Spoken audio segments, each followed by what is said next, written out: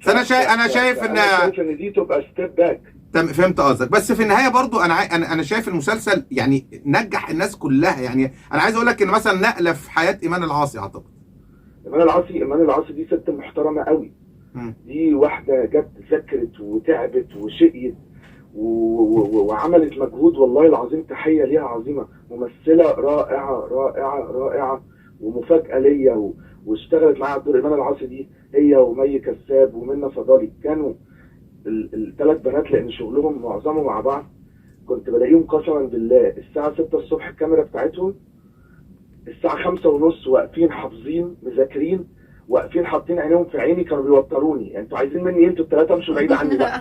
يقول لي يلا اقرا لنا، اقوم قاري لهم وبعدين اعمل لهم البروفا واقرا لهم الشخصيات واديهم الاداء ونقعد نشتغل. كانوا مرميين في حضني اخواتي طبعا وزمايلي، ان هم عايزين يشفطوني. مش قلت لهم انتوا جايين طمعانين فيا، امشوا بعيد عني.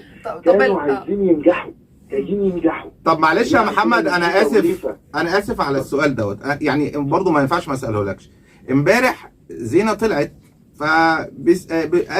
قالت يعني على لسانها ده على الهوا قدام الناس كلها ان هي مثلا ايه، ان انت قعدت تقنعها انها ما تجيش الدور، وان زي ما تكون هي شايفه ان الدور قليل عليها او كده، ولكن الاستاذ محمد السعدي هو اللي اقنعها، وانت كنت بتقول لها مش عايزه تيجي براحتك وانا شايف ان ده اعتذري وما اعرفش ايه. وبعد كده قالت كلام كويس قوي عليك، وان انت مخرج كبير ومخرج عظيم وما عندكش اي مشكله معاها وكده، بس هي عمرها ما تشتغل معاك تاني.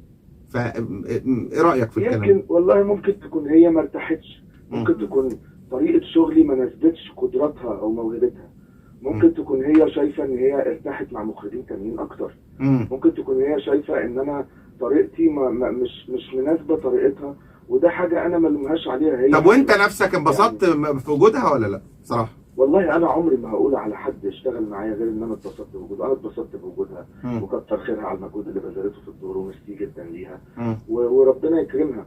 هي شايفه ان انا مخرج مش شاطر قوي او ان هي مش عارفه تشتغل. لا هي قالت عليك شاطر جدا بصراحه. يعني ممكن تبقى هي يعني هي موضوع ارتياح. قالت موضوع ارتياح.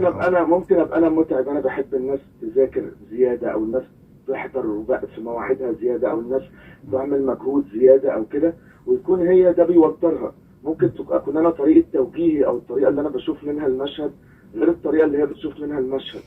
بس اعتقد ان الطريقه اللي انا بشوف منها المشهد، وده الكلام ده مهم، لو هي مثلا شايفه زينه ان انا طريقتي مش زي الطريقه اللي هي بتشوف منها، اعتقد ان انا الطريقه اللي انا بشوف منها المشهد نجحت ونجحت ناس كتير اكتر بكتير من الطريقه اللي غيري بيشوف بيها المشهد.